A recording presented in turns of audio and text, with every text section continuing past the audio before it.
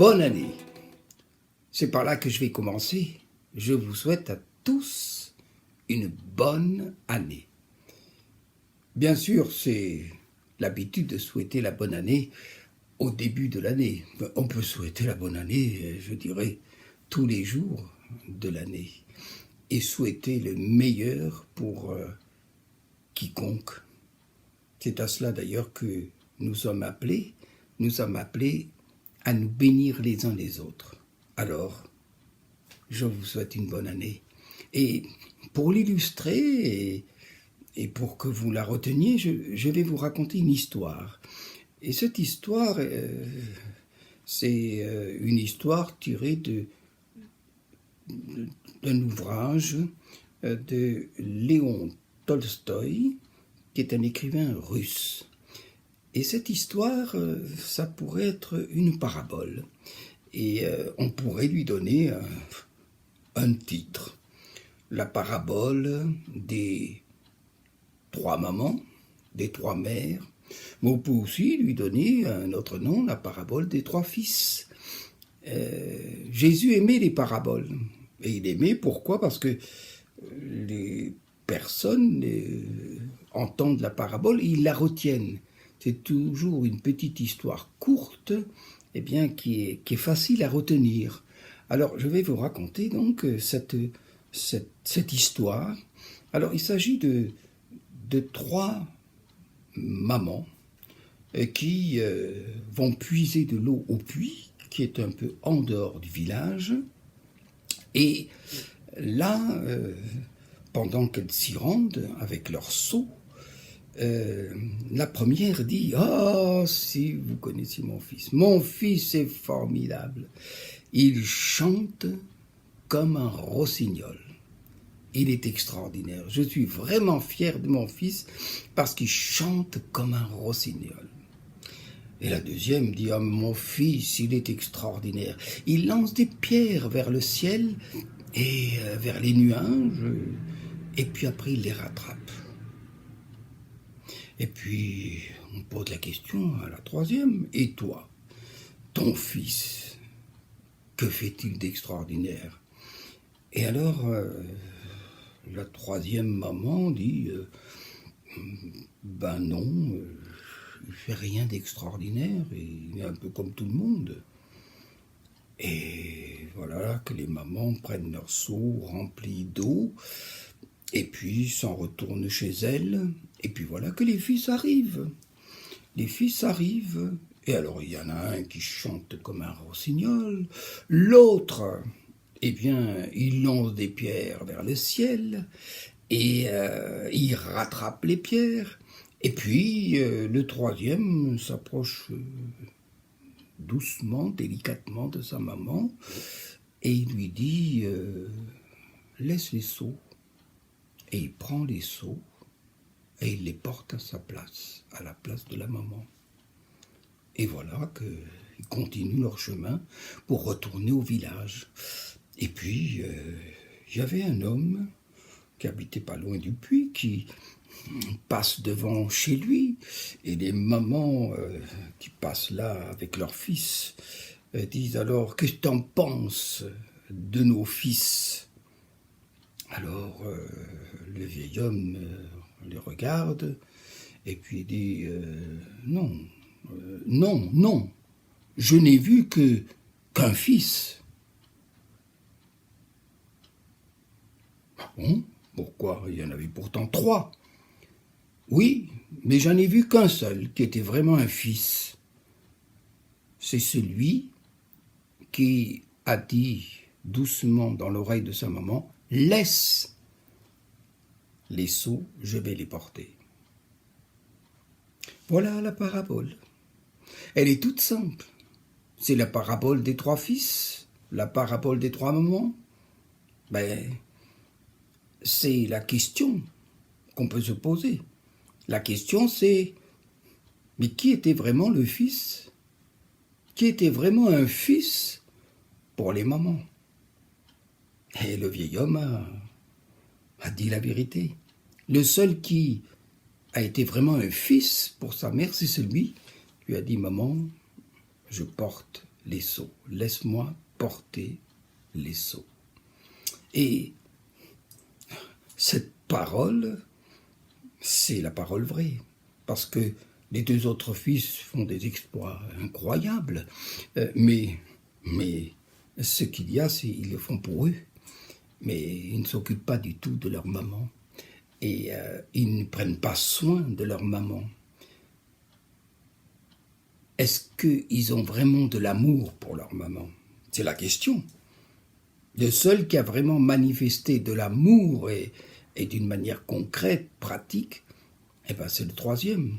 C'est celui qui a dit à sa mère, pose les seaux, je les porte à ta place. Et cette année, comme toutes les autres années, nous sommes invités les uns et les autres à porter les fardeaux. Les fardeaux des uns, les fardeaux des autres, à porter les fardeaux, à prendre soin des autres. C'est ça l'amour. L'amour, c'est prendre soin les uns des autres. Mais il n'y a pas beaucoup d'amour de chanter comme un rossignol.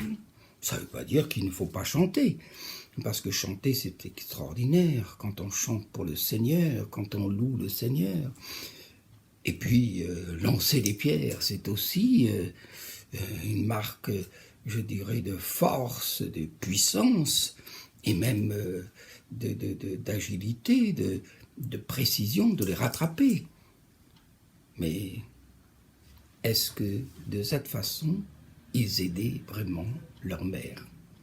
C'est vous qui pouvez répondre.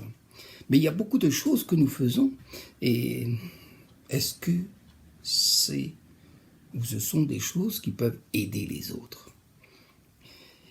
Aider ceux qui nous entourent, parce que nous disons, et nous le savons, aimez-vous les uns les autres.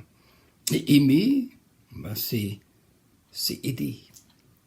Et il n'y en a qu'un, que le vieil homme qui était assis au pas de sa porte, appuyé sur son bâton, a remarqué. Il a dit, j'ai vu qu'un fils. Les autres, c'était des fils, mais qui éblouissaient peut-être leur maman. Elles étaient fières, mais elles ne lui apportaient pas grand-chose, pas d'aide. Alors, c'est la parole que le Seigneur nous donne aujourd'hui. C'est l'apôtre Paul qui dit dans Galates chapitre 6, verset 2, « Portez les fardeaux les uns des autres, et vous accomplirez ainsi la loi de Christ. » Prendre soin des autres, prendre soin de ce qui peut les aider. Et les aider, ça c'est accomplir la loi de Christ. On cherche toujours des choses extraordinaires. Et il y en a qui pensent, si je chante, je précise bien, je ne suis pas contre les chants. Il en faut. Mais quand on voit sa maman, qui peine à porter les seaux, c'est quand même mieux pour elle d'être attentif à sa souffrance, à sa peine, et de l'aider. Et ce fils qui lance des pierres, vous savez à quoi ça me fait penser? À qui il me fait penser? Il me fait penser à ces gens qui prophétisent. Alors, il lance des pierres, c'est-à-dire il lance des prophéties, mais qui touchent les nuages, et qui retombent et il les ramasse. En fait, ce sont les paroles qui viennent d'eux-mêmes. Et quand les paroles retombent, ils disent « ça vient de Dieu, ça vient du ciel ». C'est une absurdité. Ça ne venait pas de Dieu.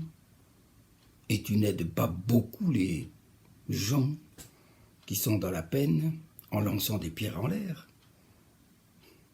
Et puis après de les rattraper, en lançant des prophéties d'abord vers le Seigneur, et puis après, quand tu les rattrapes, tu fais croire que ça vient de Dieu. Non, il y a la loi de la gravité.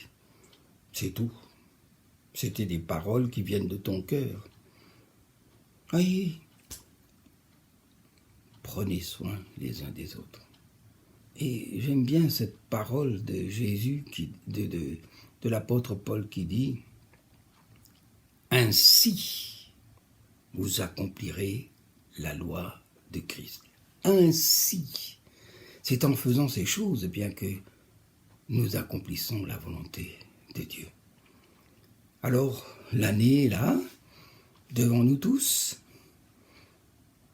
et c'est une année où justement le Seigneur, à qui nous parlons et nous prions, nous disons, nous voulons accomplir ta volonté, c'est aussi une demande du Notre Père, que ta volonté soit faite. Eh bien, ta volonté, eh bien, c'est tout simplement prendre soin les uns des autres.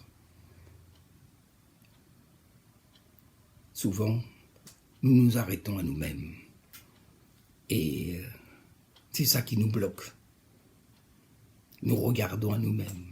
Et parfois aussi, ceux qui nous regardent, et les mamans là, étaient admiratives, fières de ce que faisait leur fils, sans se rendre compte que celle qui a dit « mais mon fils, ben, il est un peu comme tout le monde, il est très ordinaire, il prend soin de moi. »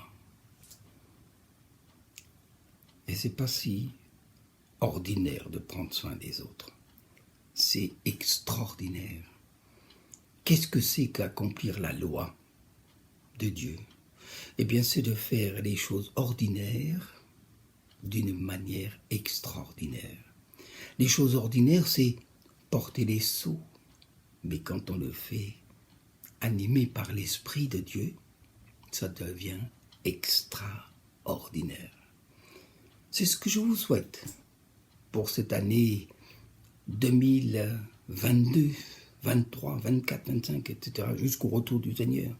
Faire des choses ordinaires d'une manière extraordinaire. Que Dieu vous bénisse.